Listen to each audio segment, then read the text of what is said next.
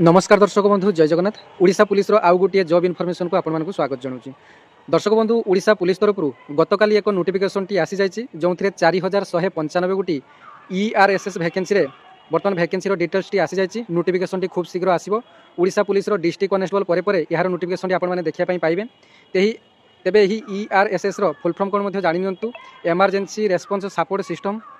तेबे एथिरे आपनकर क्वालिफिकेशन +2 पास रहिबो एवं एथिरे आपनकर भेरियस पदवी रही जेमिति कि SI रही ASI रही एवं सिपाही एवं कनेस्टेबल ए सबु मिसी 4195 गोटी पदवी रही। तेबे exam pattern T Odisha constable रे जेमिति आपनकर एग्जाम पैटर्न टी थाए सेमिति आपनकर एग्जाम पैटर्न एवं आपनकर समान भाव में फिजिकल मध्ये आपनकर रही।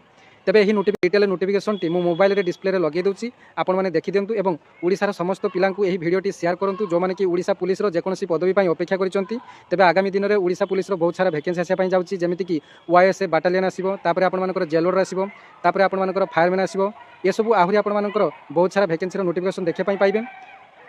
तेबे ओडिशा पुलिस रो वैकेंसी मध्ये आपण मानकर जल्दी आसीबो।